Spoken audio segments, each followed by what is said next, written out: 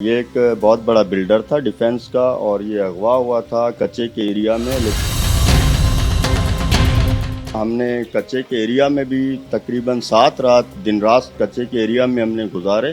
تنگ آ کر ایک شخص نے جو ہے پہلے اپنے معصوم بچوں کا مرڈر کیا ہے. السلام علیکم ناظرین، آپ کا میزبان رانا محمد نعمان آپ کی خدمت میں حاضر ہے. ناظرین، آج آپ کی ملاقات ایسے دبنگ پولیس افسر سے کرواتے ہیں جن کا نام سرفراز کمانڈو ہے، جو کہ اس وقت یوسف پلازا کراچی کے ایک پولیس اسٹیشن میں بطور ایس ایچ او تعینات ہیں.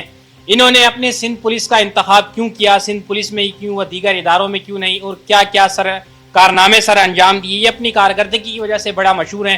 اور ان کو سرفراز کمانڈو کا لقب کیسے اور کس نے دیا، یہ سب جاننے کے لیے ہم ایس ایچ او یوسف پلازا سرفراز کمانڈو صاحب کے پاس موجود ہیں.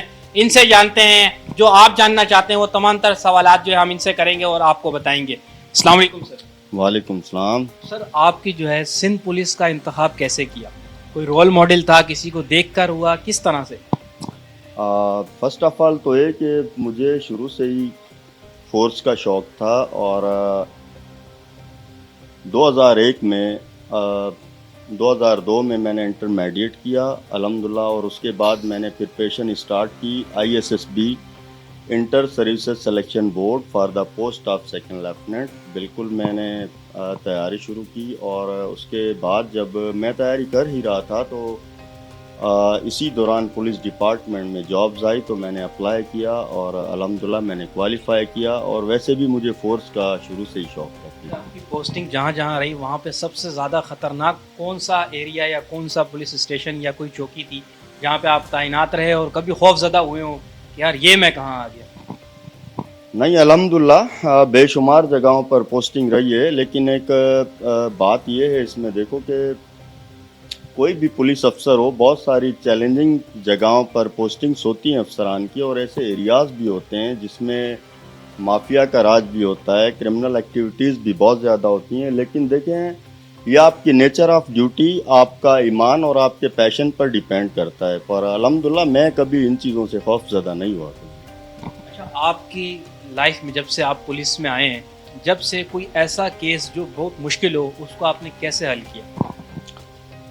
بے شمار ایسے کیسز ہیں اور جو بہت ساری مشکلات درپیش تھی جن میں، لیکن الحمدللہ ہمیں اچھے افسران نے موٹیویٹ کیا اور سپورٹ کیا.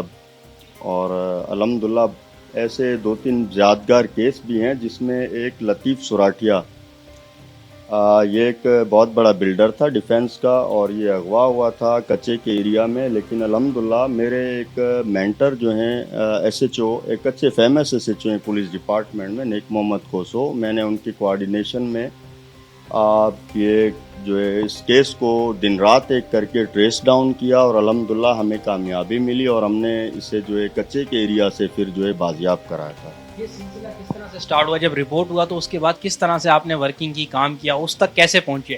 اس کی بیہائنڈ دا سین جو تھے وہ بتائیے گا ہمارے ناظرین.